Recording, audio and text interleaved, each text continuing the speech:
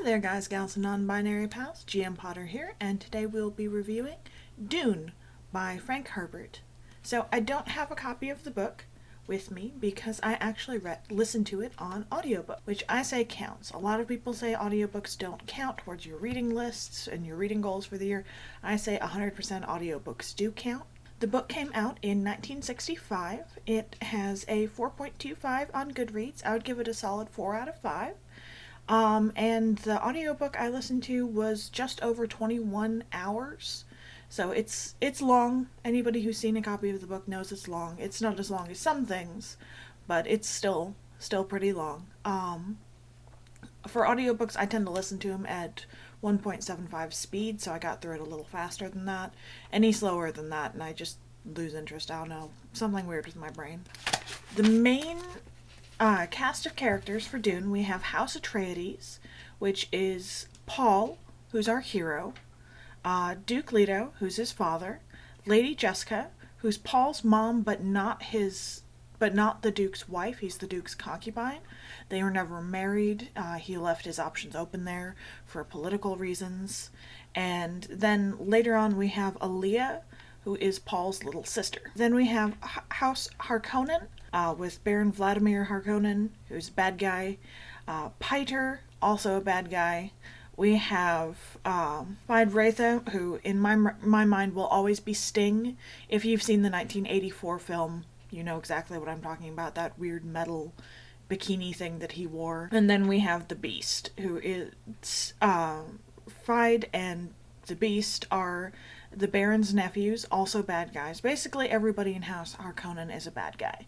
And then we have House Carino, which is the fourth emperor of the known universe, and Princess Irulan, who's the emperor's daughter. She kind of bookends each chapter with her history telling. The emperor is a bad guy. She's not a bad guy. She's just kind of, for me, she's just kind of there.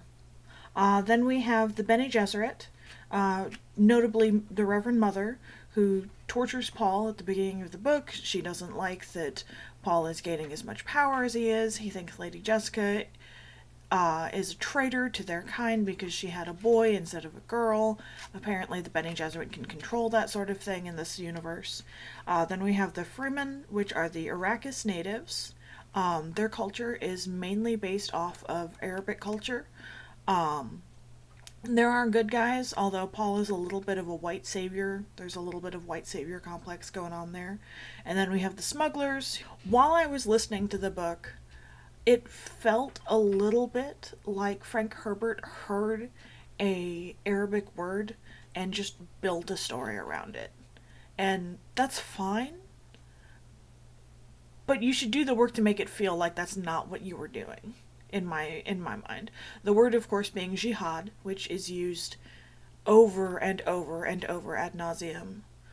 And there's also a lot of other Arabic words in the book, and Arabic sounding words, like he made up words and to make them sound Arabic. The Fremen, of course, like I said, are Arabic people inspired by Arabic people.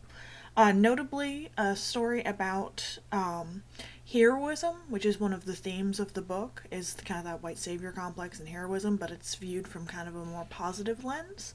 I am showing you the superhero syndrome and your own participation in it, is what Frank Herbert said about the work. This is the first book in a long series. But I feel it works as a standalone novel. The story doesn't feel like, to me at least, like it screams for a sequel. Like, I feel like if you aren't moved to keep reading, you don't have to.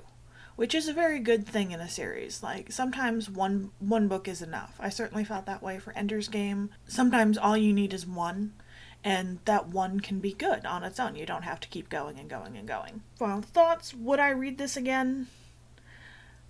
Probably. I probably listen to it on audiobook again, especially for like a long car ride or road trip or something. Definitely I'd listen to it again. It was a good story. I think it repays rereading. Will I watch the David Lynch film from 1984 again with Sting? Yes, definitely. Something else about this book is that it has far-reaching cultural impact. from other movies like Beetlejuice to even songs by Fatboy Slim. It is definitely worth reading to understand. Like, you'll read it and there'll be moments where you'll just have to close it or pause the audiobook in my case and be like, that's where that comes from. That makes so much more sense now, because there are so many references to the book in other things. So, have you read Dune? Did you like it? Let me know down below. Don't forget to like, comment, and subscribe, and I'll see you in the next one. Bye!